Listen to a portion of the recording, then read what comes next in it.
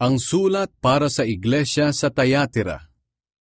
Isulat mo ito para sa anghel na nagbabantay sa iglesia sa Thyatira. Ito ang mensahe ng anak ng Diyos, na ang mga matay nagliliyab na parang apoy at ang mga paay nagniningning na parang pinakintab na tanso. Alam ko ang mga ginagawa ninyo. Alam ko na mapagmahal kayo, matapat, masigasig maglingkod at matiyaga. Alam ko rin na higit pa ang ginagawa ninyo ngayon kaysa sa noong una.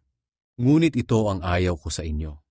Hinahayaan ninyo lang na magturo ang babaeng si Jezebel na nagpapanggap na propeta. Nililin lang niya ang mga taong naglilingkod sa akin at hinihikayat na gumawa ng sexual na imoralidad at kumain ng mga inihandog sa mga Diyos-Diyosan. Binigyan ko siya ng panahon upang magsisi sa kanyang imoralidad. Ngunit ayaw niya. Makinig kayo.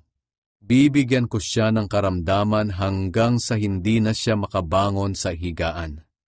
Parurusahan ko siya ng matindi, pati ang mga nakipagrelasyon sa kanya.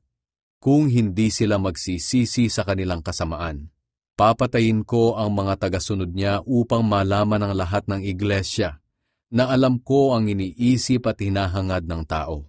Gagantihan ko ang bawat isa sa inyo ayon sa mga ginawa ninyo. Pero ang iba sa inyo riyan sa Thyatira ay hindi sumusunod sa mga turo ni Jezebel. Hindi kayo natuto ng tinatawag nilang malalalim na mga turo ni Satanas.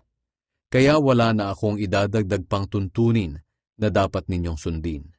Ipagpatuloy na lang ninyo ang inyong katapatan sa akin hanggang sa pagdating ko. Sapagkat ang mga magtatagumpay at patuloy na sumusunod sa kalooban ko hanggang sa wakas, ay bibigyan ko ng kapangyarihang mamahala sa mga bansa, tulad ng kapangyarihang ibinigay sa akin ng aking Ama. Mamamahala sila sa pamamagitan ng kamay na bakal, at dudurugin nila ang mga bansa gaya ng pagdurog sa palayok, at ibibigay ko rin sa kanila ang tala sa umaga. Kayong nakikinig, pag-isipan ninyong mabuti ang sinasabi ng Banal na Espiritu sa mga iglesia.